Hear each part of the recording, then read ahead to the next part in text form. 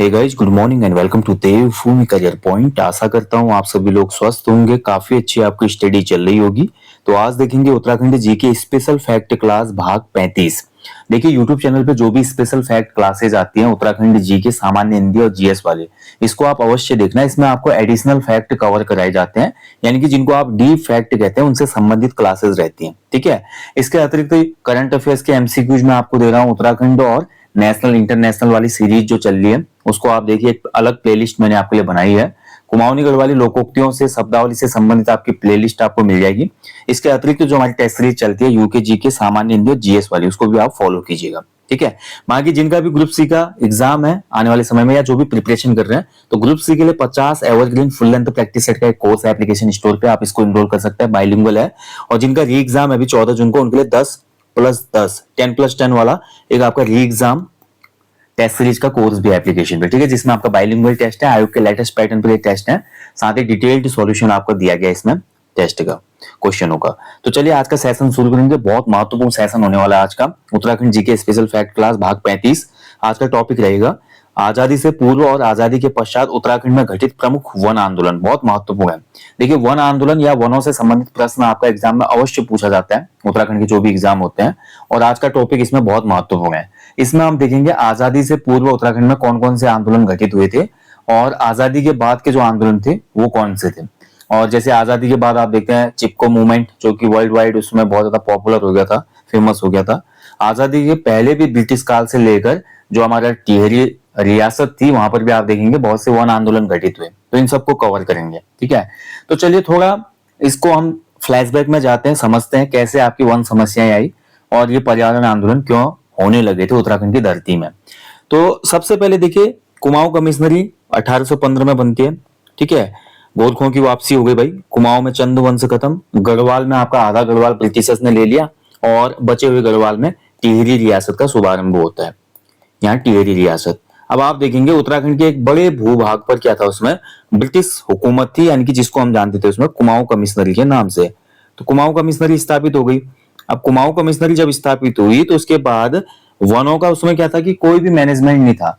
आदमी जाकर जंगल में कोई भी पेड़ वगैरह काट सकता था, कोई ऐसे मनाही नहीं थी। लेकिन इसको देखते हुए सबसे पहला जो प्रयास किया था 1823 में, सबसे पहले ये विलियम ट्रेल, जो कमिश्नर ट्रेल था, कुमाऊं का दूसरा कमिश्नर, विलियम ट्रेल ने सबसे पहले राज्य में वन व्यवस्था का शुभारंभ किया। ठीक है।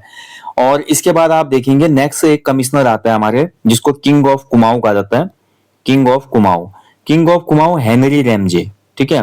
तो हेनरी रैमजे ने क्या किया, 1858 में जंगलों की ठेका व्यवस्था जो थी इसको बंद कर दिया। ठेका व्यवस्था क्या होती थी, तो जंगलों में उसमें ठेकेदारों को जंगल दे दिए जाते थे काटने के लिए, कोई उसमें मनाही नहीं थी। तो ताबड़तोड़ जंगलों की अंधाधुंध कटाई हो जाती थी। तो इसको देखते हुए रैमजे ने 1858 में जंगलों की ठेका प्रथा को बंद कर दिया। 1861 के आसपास आप सभी को पता है वनों की व्यवस्था यानी कि फॉरेस्ट मैनेजमेंट भारत में शुरू हो गया था। और आप सभी को पता है इसी के तहत क्या हुआ था, 1864 के आसपास वन विभाग की स्थापना हुई। वन विभाग स्थापित हो जाता है। ठीक है। और वहीं हम देखते हैं कुमाऊं और गढ़वाल क्षेत्र में, तो जो उसमें कुमाऊं कमिश्नरी थी, जिसके अंदर गढ़वाल डिवीजन भी थी, कुमाऊं के क्षेत्र भी थे। तो 1868 और 1868-69 में क्या हुआ था आपका, कुमाऊं गढ़वाल वन प्रबंधन हुआ था। ठीक है, जिसको कुमाऊं वन प्रबंधन कहा जाता है, कुमाऊं फॉरेस्ट मैनेजमेंट। और ये किया था उसमें किसने, मेजर पियर्सन ने। मेजर पियर्सन के नेतृत्व में ये हुआ था। ठीक है। और यहीं पर आप देखते हैं 1868-69 में कुमाऊं और गढ़वाल वन विभाग की भी स्थापना होती है। और इसके तहत आपका गढ़वाल के जो जंगल थे इनको 4 भागों में बांटा गया। उसमें चंडी के वन थे, उदयपुर के वन थे, कोटली धून और पाटली धून। ठीक है। और उसके बाद जब 1877 का वर्ष आया, 1877 का, तो पहली बार वनों को क्या किया गया, कैटेगराइज किया गया, यानी कि श्रेणियों में विभक्त किया गया। वनों की अलग अलग श्रेणियां बनाई गई है ना, जैसे कि जैसे आज भी आप देखते हैं वनों की अलग अलग श्रेणियां होती है। जैसे रिजर्व फॉरेस्ट होता है, इसके अलावा आपका बेनाब भूमि होती है। तो अलग अलग कैटेगरी हम करते हैं, जैसे कवर्ड फॉरेस्ट होता है। तो ये अलग अलग आज भी आप देखते हैं, जब भी वन रिपोर्ट आती है तो अलग अलग टाइप के फॉरेस्ट हमको देखने को मिलते हैं। तो इसी प्रकार से वनों को कैटेगराइज किया गया था 1877 में। और इसके बाद 1893 में ब्रिटिशर्स का एक और जीओ आया, जिसके तहत इन्होंने बोला कि जो भी बेनाब भूमि होगी, बेनाब भूमि का मतलब ये था कि जिस पर किसी भी व्यक्ति का दावा नहीं था, ऐसी जमीन जहां पर किसी व्यक्ति का दावा नहीं था, वो सभी भूमि क्या हो गई ऑटोमेटिक ब्रिटिश, जो उसमें ईस्ट इंडिया कंपनी कह सकते हैं, या उसमें जो ब्रिटिश हुकूमत थी, उन्होंने बोला कि जो भी बेनाम भूमि होगी इसको केसर ए हिंद भूमि बोला जाएगा और इस पर पूरा हमारा अधिकार रहेगा, ठीक है। और इसी बेनाम भूमि को 1893 में इन ब्रिटिशर्स ने क्या कर दिया, संरक्षित वन घोषित कर दिया, रिजर्व फॉरेस्ट, यानी कि बोला कि ये संरक्षित वन है, ठीक है। अब संरक्षित वन है घोषित किया, तो इसके बाद हम देखते हैं कि तरह तरह के नए नियम कानून आने लगे 1893 की नीति के बाद। उसके बाद जब हमारा पहली बार देखिए आपका वनों का बंदोबस्त हुआ 1911 से लेकर 1917 के मध्य, 1911 से 1917 के मध्य आपका कुमाऊं गढ़वाल के वनों का बंदोबस्त किया गया, वन बंदोबस्त, फॉरेस्ट मैनेजमेंट किया गया, सेटलमेंट किया गया, और ये किया गया था किसके द्वारा, मिस्टर स्टाइप के द्वारा, ठीक है। मिस्टर स्टाइप ने ये वन बंदोबस्त किया था, लेकिन लोग इससे बहुत ज्यादा क्या हो गए, परेशान हो गए, और जनता का विरोध होने लगा, और जनता ने उसमें सरकार का बहुत बड़ा विरोध किया था, बोला कुमाऊनी जंगल तुम्हारे हैं, और उसके बावजूद ये ब्रिटिशर्स ऐसे ऐसे नियम कानून बना के हम लोगों को ही जंगलों में जाने से वंचित कर रहे हैं, रिजर्व फॉरेस्ट के नाम पे हमको जंगलों से जलावन की लकड़ी, टिम्बर लकड़ी या अन्य चीजें नहीं लाने दी जा रही हैं। कई लोगों का उसमें रोजगार था, जंगल में जाके बहुत सी चीजें लाते थे वो, तो ये सब चीजों पे उसमें क्या होने लगा, यहाँ पर ब्रिटिशर्स के द्वारा अवरोध पैदा किए जाने लगा, तो इससे लोग खफा होने लगे। जिसको देखते हुए दोस्तों जब ये असंतोष बहुत ज्यादा बढ़ गया था, तो उसके बाद 1921 में तत्कालीन कुमाऊं कमिश्नर था पर्सी विंडम, ठीक है, पर्सी विंडम ने बोला यार ये लोग बहुत ज्यादा भाई वो कर रहे हैं, विरोध कर रहे हैं, कुछ ना कुछ तो देखना पड़ेगा। तो इसने क्या करा, 13 अप्रैल 1921 को 13 अप्रैल 1921 को क्या किया, एक कमेटी बना दी जिसका नाम था वन कष्ट अध्ययन समिति, वन कष्ट अध्ययन समिति ये गठित कर दी। बोला यार लोगों को क्या कष्ट हो रहा है पता करो भाई, जिसको हम जानते हैं किस नाम से, फॉरेस्ट ग्रीवेंस कमेटी, ठीक है, फॉरेस्ट ग्रीवेंस कमेटी भी कहते हैं हम इसको। तो पर्सी विंडम ही इसका अध्यक्ष था। तो 13 अप्रैल 1921 को कुमाऊं वन कष्ट अध्ययन समिति इसका गठन किया गया। इसमें अध्यक्ष थे पर्सी विंडम, और इसके सदस्य जो थे, एक व्यक्ति थे उसमें गढ़वाल सम्रांत के जोध सिंह नेगी जी, इनको इसमें मेंबर बनाया गया था, जोध सिंह नेगी जी ये मेंबर थे इसमें, ठीक है।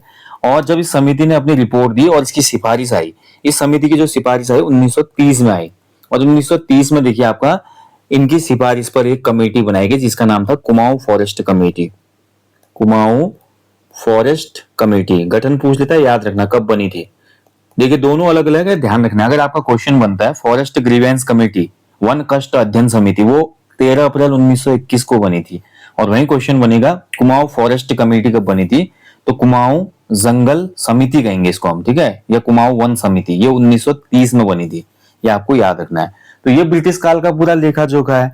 और वहां हम देखते हैं दूसरी तरफ ब्रिटिशर्स का जो राज था पूरा, उसमें आधा गढ़वाल था, पूरा कुमाऊं क्षेत्र था। तो इतने में तो ये कमिश्नरी की मैंने पूरी कहानी आपको बता दी आजादी से पहले की। लेकिन उसके अलावा बगल में आपका एक रियासत थी या उत्तरवर्ती पंवार शासन था, जिसको हम टिहरी रियासत के नाम से जानते हैं। टिहरी रियासत में भी क्या हो रहे थे, काफी वन आंदोलन घटित हो रहे थे। आजादी के पूर्व के कौन कौन से वन आंदोलन थे भैया, इनको हम देखेंगे। तो चलिए शुरुआत करेंगे। तो सबसे पहले इसमें देखिए कुंजड़ी वन आंदोलन। तो कुंजड़ी वन आंदोलन कई बार आपसे पूछा जाता है, यह आपका घटित हुआ था 1904 में। 1904 में कुंजड़ी वन आंदोलन हुआ था, ठीक है। राजा कौन था भाई टिहरी रियासत का इसमें, तो राजा थे कीर्ति शाह। अब देखिए जिस राजा का उदाहरण ब्रिटिशर्स ने पूरे भारत को दिया था कि एक रियासत का राजा कैसा होना चाहिए, उस राजा के टाइम पीरियड पे भी वन आंदोलन घटित हो रहा है। तो सोचने वाली बात है कि कुछ ना कुछ यहाँ पर रिस्ट्रिक्शंस लगाए गए होंगे ज्यादा जंगलों में, या कुछ बात तो होगी ना। तो 1904 में कीर्ति शाह के समय ये आंदोलन अंग्रेज जो सरकार थी उसको सहायता देने के लिए बढ़ाए गए टैक्स के कारण हुआ, यानी कि इन्होंने टैक्स को बढ़ा दिया था। क्योंकि टिहरी रियासत के जो राजा रहे, क्योंकि सुदर्शन शाह से हम देखते हैं, सुदर्शन शाह ने अंग्रेजों के बदौलत ही अपना खोया हुआ साम्राज्य पाया था। इसलिए जो उत्तरवर्ती पंवार शासक रहे या टिहरी रियासत के राजा रहे, ये ब्रिटिश के स्वामी भक्त थे, कहने का मतलब राजभक्त थे उनके, क्योंकि उनकी बदौलत ही सब कुछ था, ठीक है। तो कीर्ति शाह ने क्या किया, अंग्रेज सरकार को सहायता देने के लिए यहाँ इस एरिया का टैक्स बढ़ा दिया, जिसके कारण भैया यहाँ पे आंदोलन उभर के आया। कुंजड़ी वन आंदोलन का जो नेतृत्व किया था अमर सिंह ने किया था, अमर सिंह के द्वारा नेतृत्व किया गया था इस आंदोलन का, ठीक है, ध्यान रखेंगे। तो टिहरी नरेश को उसमें आपको पता है एक उपाधि दी जाती थी बोलांदा बद्रीस की, यानी कि भगवान बद्रीनाथ के समान उसको माना जाता था, लेकिन उसके बावजूद भी उसका घोर विरोध हुआ। उसके बाद देखिए लास्ट में क्या हुआ, जनता के समक्ष कीर्ति शाह आए और कीर्ति शाह ने इसमें सेटलमेंट किया उसके बाद, ठीक है। यानी कि जो भी चीजें हुई थी उसको कॉम्प्रोमाइज किया गया राजा के द्वारा, स्वयं जनता के सामने उपस्थित हो गए, तब जाके ये आंदोलन समाप्त हुआ था। चलिए नेक्स्ट देखिए आपका खास पट्टी वन आंदोलन। तो खास पट्टी वन आंदोलन ये भी काफी महत्वपूर्ण है। खास पट्टी जो वन आंदोलन था ये आपका 1906-07 में घटित हुआ था, ठीक है। 1906-07 में क्यों घटित हुआ था, क्योंकि एक नया भूमि बंदोबस्त लागू हुआ था। एक नया भूमि बंदोबस्त, लैंड सेटलमेंट जो हुआ था, इसके विरोध में आपका ये खास पट्टी वन आंदोलन घटित हुआ था, ठीक है, ध्यान रखेंगे। इसका नेतृत्व किसने किया, बहुत महत्वपूर्ण। इसका नेतृत्व क्या था, बेलमती चौहान। ये नाम एग्जाम में पूछता है, कौन नहीं था पूछेगा आपसे इसमें, बेलमती चौहान। इसके अलावा भगवान सिंह बिष्ट, भगवान सिंह बिष्ट, और नेक्स्ट जो नाम है आपका भरोसा राम, ठीक है। अब देखिए 3 नाम जहां पे होते हैं वहां से एग्जाम में क्वेश्चन बनने की पूरी संभावना होती है।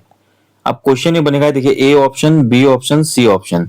खास पट्टी वन आंदोलन में निम्न में से कौन, किसने नेतृत्व नहीं किया, कौन शामिल नहीं था, ये पूछेगा, ठीक है। तो इसमें बेलमती देवी या बेलमती चौहान, भगवान सिंह बिष्ट और भरोसा राम के द्वारा इस आंदोलन को नेतृत्व किया गया। और यह आंदोलन भी आपका कीर्ति शाह के समय हुआ था।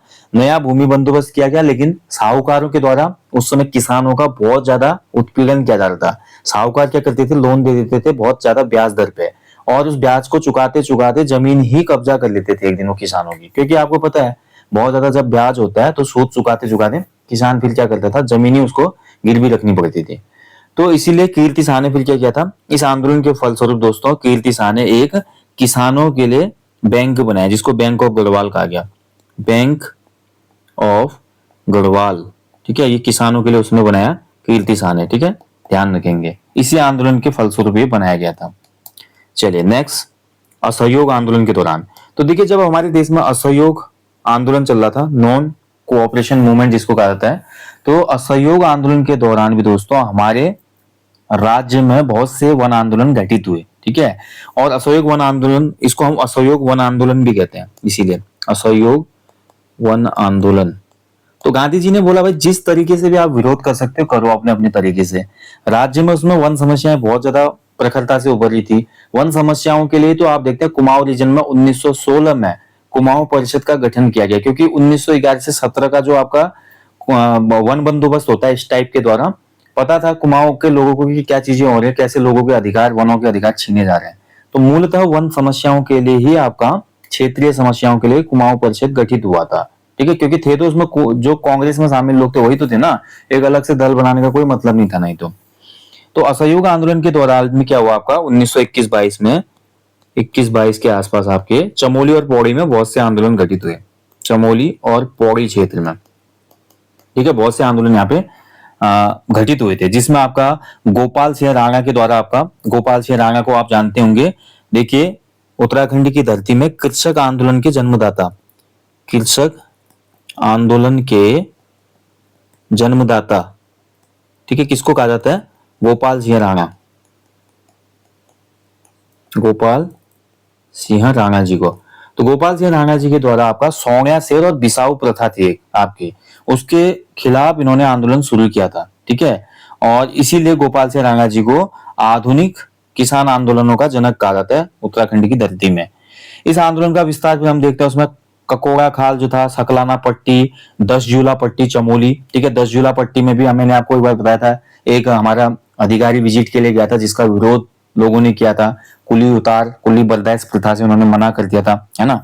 और इसके बाद देखेंगे हम आपका इसी असहयोग वन आंदोलन के दौरान हमारे 1921 में ही आपका क्या हुआ था, वही जो मैंने ऊपर आपको बताया, कमेटी बनाने पे मजबूर हो गए, ठीक है। वन कष्ट अध्ययन समिति बनाने पे मजबूर हो गया कुमाऊं कमिश्नर, इसी की वजह से तो ये चीजें उसमें घटित हुई थी। और इसके अलावा बहुत से और अन्य आंदोलन इस समय पे घटित हुए थे। कुमाऊं क्षेत्र उसमें हॉटस्पॉट था आंदोलनों का, वन आंदोलन बहुत ज्यादा घटित हुए असहयोग आंदोलन के दौरान, ठीक है। चलिए अगला देखिए आपका राजगढ़ी वन आंदोलन। तो राजगढ़ी वन आंदोलन ये भी महत्वपूर्ण है। राजगढ़ी जो वन आंदोलन चला ये आपका 1926 से लेकर 1930 के मध्य चला, और ये आपका राजगढ़ी यानी कि वर्तमान जो बड़कोट है, ठीक है, ध्यान रखेंगे बड़कोट, ये भी आपका टिहरी रियासत में ही घटित हुआ था ये आंदोलन, टिहरी रियासत, ठीक है।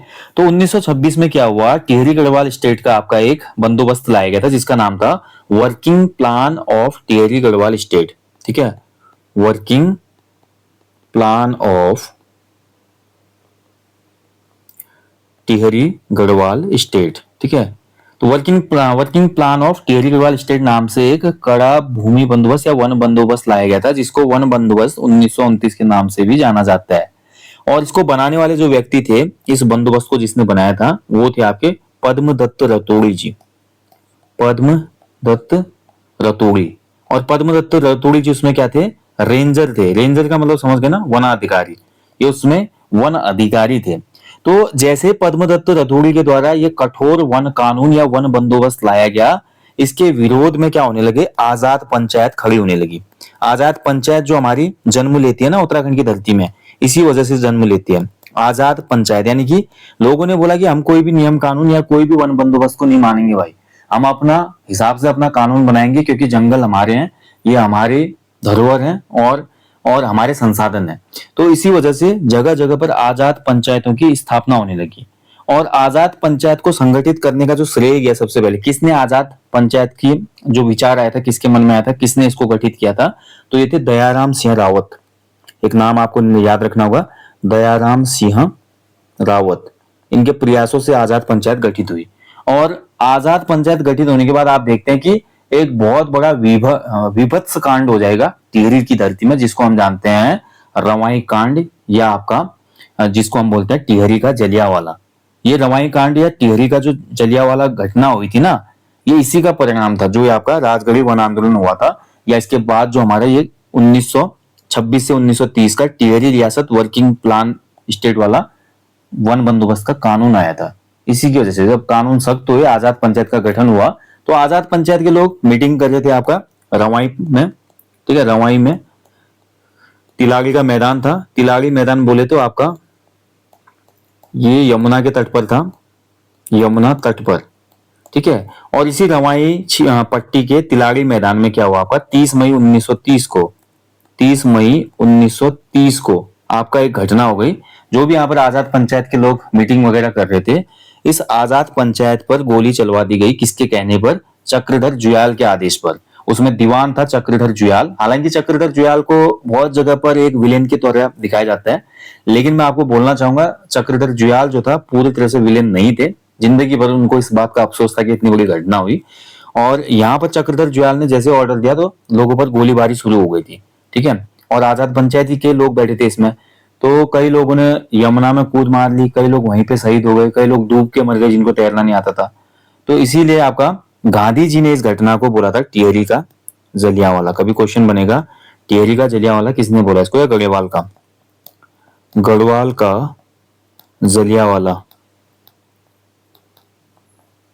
ठीक है, रवाई कांड को या तिलाड़ी कांड को गढ़वाल का जलियांवाला किसने कहा था, तो ये आपका कहा था गांधी जी ने। ठीक है, वर्तमान समय में जो आपका रवाई परगना है ये उत्तरकाशी में है। ठीक है, उसमें टिहरी रियासत का हिस्सा था, ये आपको ध्यान रखना है, ये महत्वपूर्ण है। और यहाँ पर देखिए आपका टिहरी का जो हमारा जलियांवाला था, चक्रधर जुयाल को कई बार एग्जाम में क्वेश्चन आपका बनता है कि कौन इसके लिए उत्तरदायी था। चक्रधर जुयाल इसके लिए उत्तरदायी थे। और दूसरा, इस समय हमारे टिहरी रियासत के राजा कौन थे, राजा थे नरेंद्र शाह। नरेंद्र शाह इस समय बोला जाता है कि रियासत में मौजूद नहीं थे। हालांकि देखिए आजाद पंचायत को लेकर इन लोगों का कह सकते हैं कि जो उसमें प्लानिंग थी काफी सख्त थी। यानी कि ये जो वन बंदोबस्त था ना 1926 से 30 का, जिसको 1929 में लागू किया गया, इससे जनता काफी खफा थी और ये जानबूझ के प्रयास कर रहे थे कि उन जंगल के कानूनों को या कठोर कानूनों को जनता पर प्रत्यारोपित किया जाए, लेकिन जनता कहाँ मानने वाली थी। हालांकि इसका नुकसान देखिए रवाई की जनता को हुआ, जहां पर ये इतनी बड़ी घटना घट गई थी। ठीक है, तो कई बार एग्जाम में आपने देखा होगा वन आंदोलन से, मैंने बोला ना, एक क्वेश्चन हमेशा बनता है, और ये क्वेश्चन आपने देखा होगा हर दूसरे एग्जाम में क्वेश्चन बनता है कि उत्तराखंड की धरती में रवाई कांड कब हुआ था। ठीक है, 30 मई 1930 याद रखना है आपने। चलिए, इसके बाद देखिए डांगी चौरा वन आंदोलन। तो डांगी चौरा वन आंदोलन ये भी आपका टिहरी रियासत में ही आंदोलन हुआ था, और ये 1946 के आसपास हुआ था, डांगी चौरा वन आंदोलन। ठीक है, और इसमें देखिए आपका इसको नेतृत्व किया था नागेंद्र सकलानी जी ने, नागेंद्र सकलानी,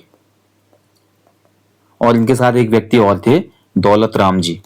तो नागेंद्र सकलानी जी और दौलत राम जी ने डांगी चौरा वन आंदोलन का नेतृत्व किया था। हालांकि आपको पता है दोस्तों, बाद में जो हमारा श्रीयंत्र घटना होती है या उसमें आप देखते हैं कि नागेंद्र सकलानी और मोलू राम जी की मृत्यु हो जाती है ना। जब हम पढ़ते हैं टिहरी में जो राज शाही रही, और ये लोग सभी लोग क्या करे थे, टिहरी प्रजामंडल के सदस्य थे। पहले श्रीदेव सुमन जी शहीद हो जाते हैं, उसके बाद नागेंद्र सकलानी जी भी शहीद हो गए, मोलू राम जी शहीद हो गए, बहुत से लोगों ने शहादत दी थी उसमें। और इनकी शहादत के बदौलत ही फिर क्या हुआ था, टिहरी में आपका जो राजतंत्र था वो खत्म हुआ था। फाइनली जो राजा थे उन्होंने विलय पत्र पे साइन किए थे। ठीक है, तो ये पूरी घटना। नागेंद्र सकलानी जो थे आपके, ये विश्वेश्वर दत्त सकलानी के भाई थे। विश्वेश्वर दत्त सकलानी, विश्वेश्वर दत्त सकलानी जी उत्तराखंड में जाने जाते हैं लाखों पेड़ लगाने के लिए। इनको इसलिए इनको वृक्ष मानव कहा जाता है। तो वृक्ष मानव के नाम से जो पॉपुलर थे विश्वेश्वर दत्त सकलानी, इनके भाई थे नागेंद्र सकलानी जी। ठीक है, ये आपको ध्यान में। तो डांगी चौरा वन आंदोलन, ये आपका आजादी के पूर्व के वन आंदोलन है। ठीक है, अगला जो भाग आएगा उसमें हम देखेंगे आजादी के बाद के जो वन आंदोलन हुए, जैसे कि आपका चिपको आंदोलन हम पढ़ेंगे। इसके बाद अस्कोट आराकोट अभियान की शुरुआत होती है। सौंग घाटी में एक आंदोलन होगा, और इसके अलावा आप देखेंगे बडियारगढ़ वन आंदोलन होगा, बयाली वन आंदोलन, झीनो झपटो आंदोलन, डुंगरी पैंतोली वन आंदोलन, पानी राखो आंदोलन, रक्षा सूत्र आंदोलन, नदी बचाओ आंदोलन, कई चीजें होंगी यहाँ पे। ठीक है, तो ये हम अगले भाग में देखेंगे जो और ज्यादा महत्वपूर्ण होगा। तो नेक्स्ट पार्ट में मिलते हैं दोस्तों। बाकी हमेशा की तरह बोलूंगा, अपने जीवन में कम से कम एक पेड़ अवश्य लगाएं और लोगों को भी इसके लिए अवेयर कराएं। Thank you for watching. जय हिंद, जय देवभूमि।